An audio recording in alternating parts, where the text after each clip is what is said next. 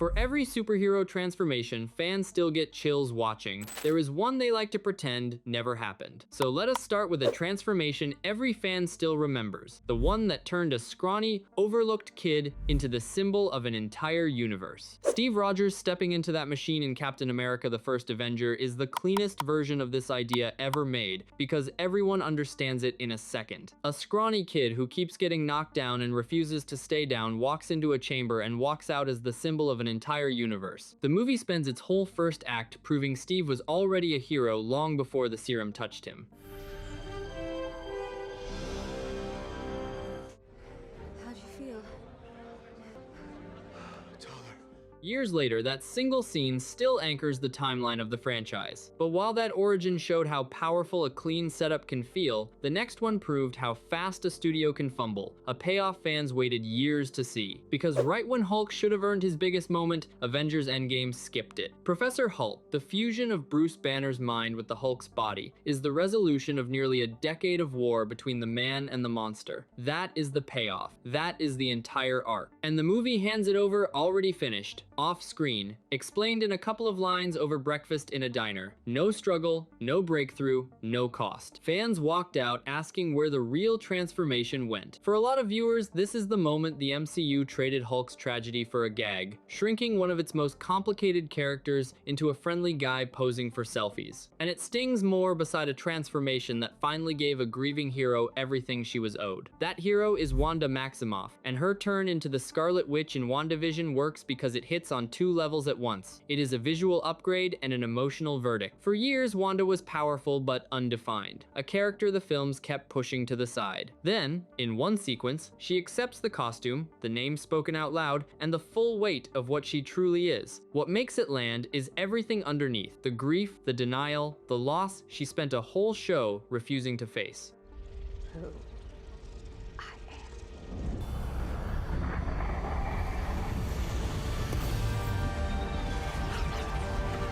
Now hold on to that feeling, because the next change took a chilling idea and accidentally turned it into a meme. Ant-Man and the Wasp had a genuinely unsettling concept in its hands. Darren Cross, the villain crushed in the first Ant-Man, gets rebuilt in the quantum realm as MODOK, a giant floating head fused to a tiny mechanical body. On paper, that is pure body horror, a man reduced to a weapon. In the theater, it became the thing everyone laughed at. The design landed somewhere between menacing and absurd, a stretched human face glued onto a video game character, and the audience could not take the threat seriously. Instead of feeling his tragedy, fans were busy screenshotting his face. But for every design that misses, there is one that turns a familiar trickster into something deeply moving. Take Loki, who closes out his second season by becoming the god of stories. This is one of the most beloved modern turns in the entire MCU, because it takes the most selfish character in the franchise and asks him to surrender everything. Loki spent years lying, scheming, and chasing a throne. In the finale, he climbs to a literal throne and chooses to sit there alone forever, holding the whole multiverse together by hand so everyone he loves can keep living. Tom Hiddleston plays it with this quiet, broken grace, and the image of those timelines weaving into a great tree of branches stays with you. The trickster finally becomes the protector.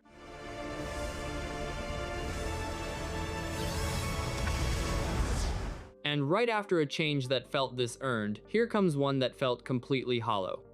That would be Victor Von Doom in the 2015 film Fantastic Four, the one fans just call Fant 4 Stick. Dr. Doom is meant to be one of the great comic villains. Regal, brilliant, terrifying, a man whose ego is the size of a country. This version showed up looking like a melted green mannequin in a hoodie, mumbling vague threats with no presence and no plan. The change that should have crowned a legendary antagonist felt rushed and weightless. There was no menace, no grandeur, nothing that explained why Doom matters. The movie flopped hard, the planned sequels evaporated, and the rights drifted back to a different studio. So let us cleanse the palate with a transformation that is pure, chaotic fun.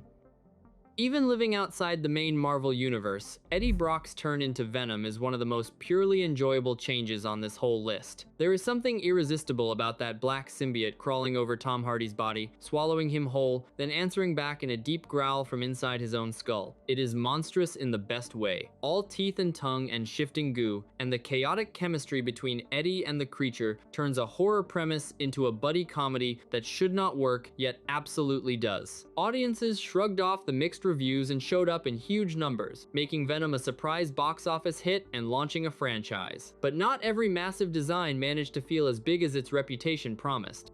Which brings us to En-Sabah Nur becoming Apocalypse in X-Men Apocalypse. This is the oldest and most powerful mutant in that world, a being worshipped as a god across thousands of years, the kind of threat that should make the whole team feel tiny. The trailers promised a towering force of nature. What arrived felt strangely small. The heavy makeup and bulky suit flattened Oscar Isaac, one of the most expressive actors around, into a stiff blue figure who mostly stood in place delivering speeches. The character never felt like the end of the world his name promised. A villain built to destroy everything closed out a trilogy with a shrug. Now compare that to a change where one short line of dialogue did everything. In the 2012 Avengers, Bruce Banner spends the entire film terrified of the thing inside him, and the team spends the entire film waiting for it to break loose. Then, in the middle of an alien invasion, Captain America tells Bruce that now might be a good time to get angry. Bruce turns, half smiles, and tells him the secret is that he is always angry. Then he transforms on command and flattens the threat with one punch. It is the payoff the whole movie was building toward. That's my secret, Cap. I'm always angry.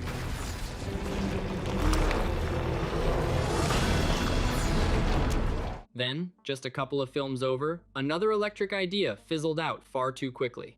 Max Dillon's change into Electro in The Amazing Spider-Man 2 had real visual energy, a body made of living electricity. The movie turns a lonely, invisible man, the kind of character who could have broken your heart, into a cartoon villain almost overnight. One minute he idolizes Spider-Man, the next he is trying to kill him over a misunderstanding, and the jump happens so fast it never earns the rage. Jamie Foxx is a gifted actor stranded in a script that mistakes neon effects for depth. The film was overstuffed. The plans for a shared universe collapsed soon after, and Electro became the symbol of a franchise doing far too much at once. We are halfway home, and the next change plays like a ritual instead of a power-up. If you are enjoying the video so far, hit subscribe and leave a like. It helps a lot.